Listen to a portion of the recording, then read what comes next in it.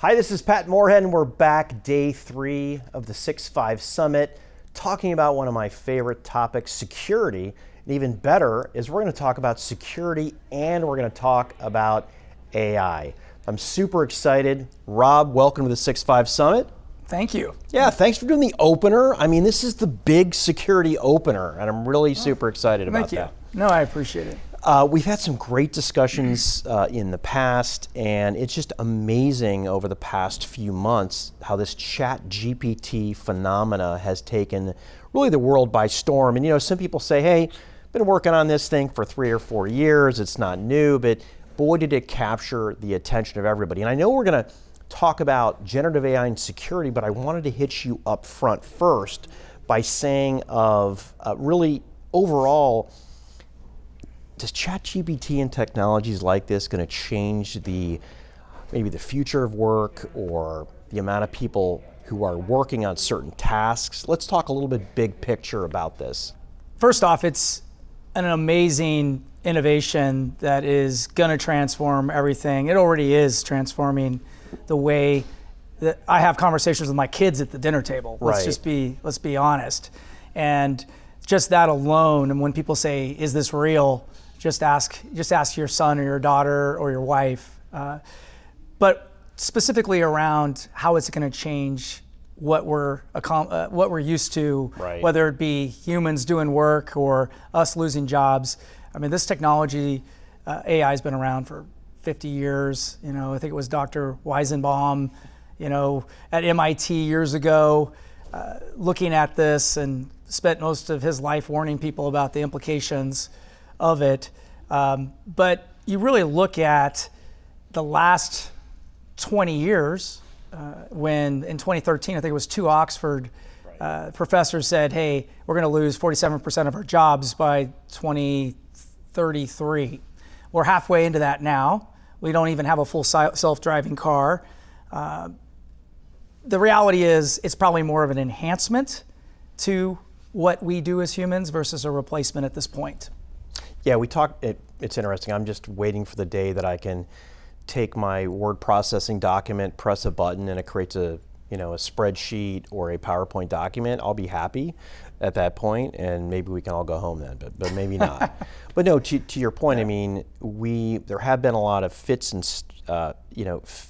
starts about when is the value really going to be there. I think 8 years ago we were supposed to have a cross-country ride in an autonomous car across the United States. We still aren't there yet, right? But this one definitely feels real. How new is this? You know, you talked a little bit of history, but how new is this phenomena? Yeah, well, so if you really look at it, OpenAI, which is the company behind ChatGPT, it's the one that everyone is talking about. And there are others, though. There right? are plenty of others. Right. This one in particular has gotten first off, it started off as a nonprofit. And when you're a nonprofit and you don't have to have a business case and you can kind of go where the tech takes you, and then all of a sudden you get some smart investors and focus on some real specific business use cases, and you throw workers at it and a ton of dollars as well as compute power, you see what you get with ChatGPT. And so the reality is ChatGPT, I would say, is very similar to what we experienced in the early days of music sharing. Remember Napster? Right? Oh, I absolutely do. Okay. Well, Napster, you could argue, is the forefather of streaming services today. Would you ever have guessed we'd go from that to, we're talking about Disney Plus and our friends at Netflix, et cetera. So yeah, and Apple's made a pretty good business absolutely. on streaming. Apple's a lot figuring of out a content. way to even take it over the top and consolidate, becoming kind of the central hub for all those. So I feel like we're in early innings, but we're going to see massive innovations in all fields, and not just in what we're going to talk about today. So Symantec, in many areas of security, is really at the forefront a lot of these elements. And I'm curious, how do generative AI or ChatGPT, how does that impact security? How does it impact your world? Yeah, so first off, let's just think about it's an educational process. So most companies, when we talk with them, there's a lot of excitement. It's similar to when early days of software as a service companies like Salesforce.com found their way into organizations as unsanctioned applications, right? So now you have ChatGPT, where people look at this as a way of accelerating their efficiency. And in a good, let's say good intentions, a lot of times those intentions mistakenly put the company at risk. And so for those who make mistakes, they tend to do things like copy data that they shouldn't, or files, or images into public applications such as a ChatGPT. And that is number one concern right now. Second being, when you look at copyright infringement. Right. You know, who owns the output of something that's your own internal IP combined with this third-party public accessible service? So that one is a real big kind of concern. And the last one being, of course, what everyone wants to talk about in Hollywood would be attackers. Right. And let's be educated a little bit about where generative AI is today. It's a content development engine. At this point, it's like saying, you could ask a ChatGPT-like system, tell me all the known ways to break into this type of operating system. Right. You can't say, break into these computers at these 3 companies. So they're not robot. It's not a robot. Now, we need to be prepared that over time, this technology will evolve and potentially can automatically do the things that let's say a bad actor might want to do that otherwise would have cost them a lot more money in the past. Yeah, so the first 2 that you brought up seem almost carbon copy of what we saw with things like Box and Dropbox, the ability to share files quickly, big files, while not being on the intranet or not having security. The third one about kind of this conversion, this IP creation, and at that point, who owns it? If you look at the EULA for many of these services out there, whatever you put on these, whatever you put in the cloud ends up being theirs. So I can see total issues there. And the last one, I can see what we haven't talked about yet because it hasn't been productized yet, but it's coming, is having generative AI inference on the device. Okay, so you can imagine what happens. You have 100 million, 200, 500 million devices with the ability to do inference on the device, as opposed to having a control point somewhere in the cloud. So, and no surprise to me, things that bring greatness out there and solve huge problems, there are some bumps in the road, right? And this is what it takes. So you meet with thousands of clients. You're offering products and services. You're at the forefront of this. What recommendations or guidelines are you giving them right now to where that it's not just, it's easy to say, and we saw this in the early days of security, which is, hey, what's the solution to everything? Just make it so hard, so impossible that then everybody goes around it, right? Correct. So how do we keep the train rolling of having some productive generative AI, but secure the enterprise? Yeah, that's very good. Well, it first starts with nothing around technology. It starts with the business policies of the organization. It's education and it's setting the foundation. And every industry is a little different. Certain regulatory, highly regulated industries such as banking, you may not have a choice. Right. They're going to come back and say, this is not allowed, auditors will not support that. I mean, we've seen fines for using iMessage or a non-approved, even just a chat mechanism. Correct. And so first off, it's you go and create a policy, a business policy, that you should be prepared, this is kind of the second point, to evolve it based on regulatory environment. And today, actually, our friends at Microsoft and OpenAI were pretty open on the fact that they are encouraging more regulation around generative AI, okay? And so when you think about it, it's put a policy in place, educate based on what you have, but be prepared to revisit that on a regular, maybe it's every quarter, Right. and at the board level, frankly, because this has very big implications. If you do use elements of this and something goes wrong, you still are subject to the same penalties or risks that you were prior. And then the third element, frankly, is you got to put some controls in place that allow you to enforce and automate a lot of this policy, at least at a minimum monitoring, and then if you're more sophisticated, actual automated controls. And so, with Symantec, we, with our DLP enterprise cloud offering, what we're able to do is help our customers say yes to generative AI tools while preventing customers from sending either images or data to these generative AI tools like ChatGPT, Right. but still let them use it for the appropriate use cases. But this is early days, and so there's going to be a lot more technologies out there called like ChatGPT, and that's why we have a big engineering team behind us Right. to keep us at the forefront, using some of the same tools, frankly, that are powering our friends at OpenAI. Yeah.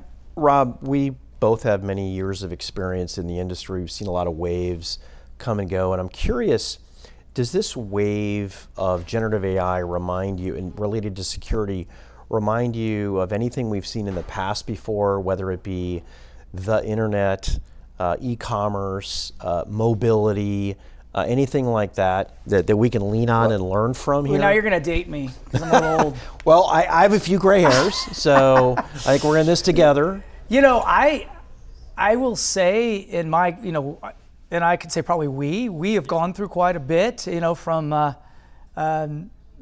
talk to my kids about this all the time, that we used to have phones that actually had a wire that's to the wall and you had to use these little, I would say the mobility, cell phones and how they've become everything to what we do today. That first movement was frankly the CDMA and a lot of the pre-3G technologies, Right. and what we did with voice. I think this is even more dramatic. I probably in my lifetime, no.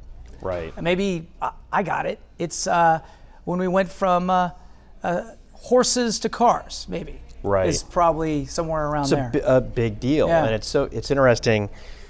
Day one, when these products came out, I had a lot of people asking me, "Is this the cell phone moment?"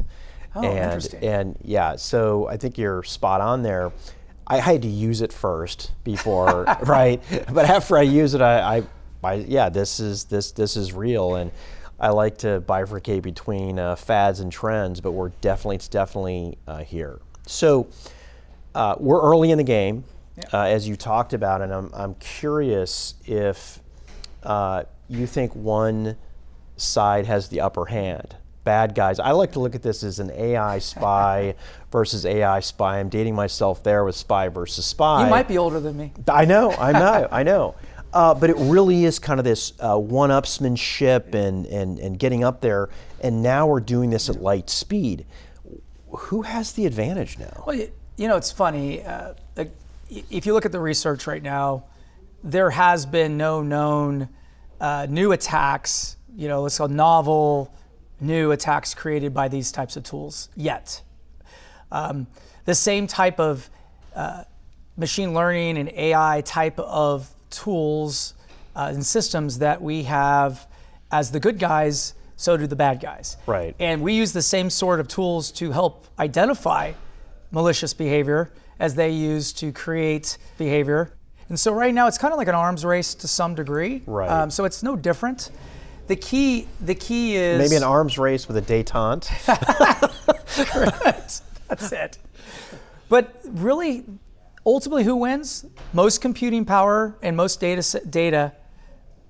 The most data that's relevant, Right. with the most computing power, will win. And so it'll be interesting. But by no means should we be concerned that the cybersecurity companies, whether it's Symantec or others, will be taken by surprise. So Rob, kind of an ancillary question here. Does any of this conversation have anything to do with this notion of zero trust? I mean, you were at RSA, and I mean, Yeah. you couldn't swing a cat without hitting a zero trust billboard or something like that. Is this related at all to generative AI and the threat that it can probably provide? Well, from a framework perspective, zero trust, and I tend to not subscribe to calling anything a zero trust tool. Right. Or because it's a framework. It's a framework. Yes. I mean, It's a framework. every part of the value chain is untrusted till it is. Correct. And so in this case, and I'll just use a simple way of how I internalize it. Do you trust the data that's coming out of the ChatGPT system? And so in this case, when you look at zero trust from a perspective of data and what the source of that data is, and maybe the front end system is getting from on the back end is interacting with a public ChatGPT infrastructure. So when you start thinking about supply chain, the software supply chain, and in today's world, which is cloud and microservices, it's very relevant. I appreciate that. Final question here. It's been a great talk, by the way, and it's nice to know we share some of the same time frame and can relate. Thank you.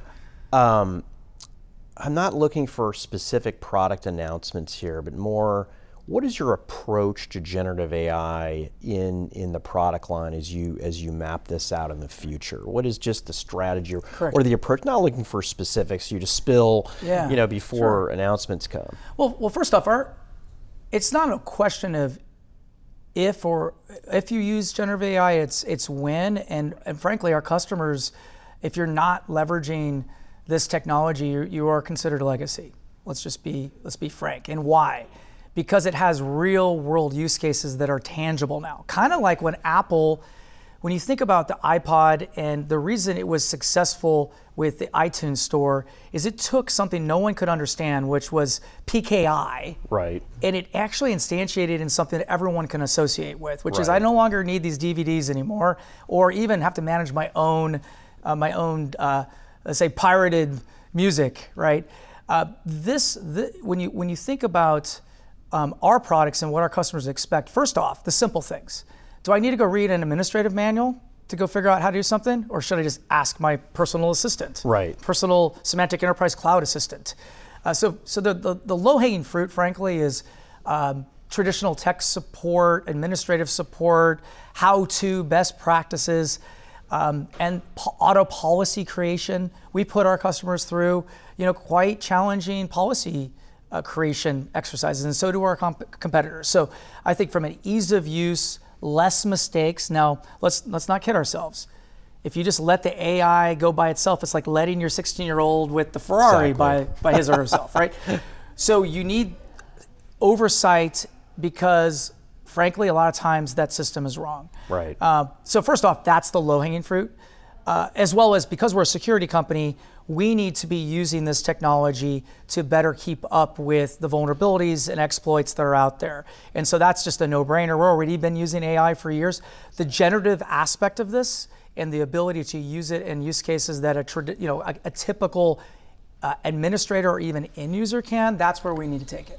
Yeah, and for what it's worth, your cloud-based approach seems to me would give you an advantage to be able to implement all of the newer features sooner. Right. So I don't want to put words in your mouth, but you've got that strategic move that you made that's where it's all happening. Yeah, right? We've invested a lot working with one of the top hyperscalers in the world, right, to help us accelerate that transition. And we are at I would say, a competitive advantage to others who are providing similar services, not only because we do it in the cloud, but we also are able to do it simultaneously for the on-premise workloads, which, by the way, these big companies, they can't just turn off their old networks and just go straight to the cloud. And you need to do it with one common policy, one common set of context across all those different complicated use cases. That's great. Rob, I really want to thank you for opening up the security track here at the 6.5 Summit 2023. Appreciate it. Kind of combining two of our favorite topics, which are security and AI, and maybe a little bit of multi-cloud in there too. Oh, so. Absolutely. Everything's a multi-cloud use case. There's just a lot of companies don't articulate what that means. And the reality is, when you're talking about large organizations, they don't have the luxury of just dealing with one workload. We're one definitely on the cloud. same page. I'm glad we're here. Like I like to look at the cloud as a teenager. I mean, it's 19 years old. Yes. And if you're 19, I mean, you're mature, but you're not making all the right moves. You're not making all the right decisions. I made all the right moves.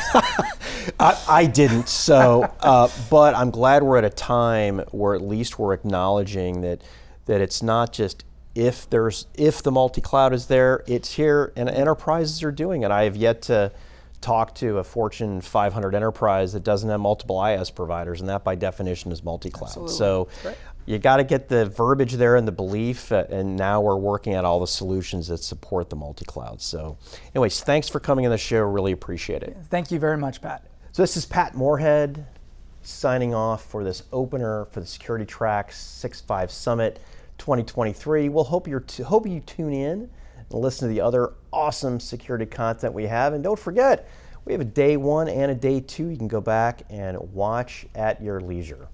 Take care. Thanks again.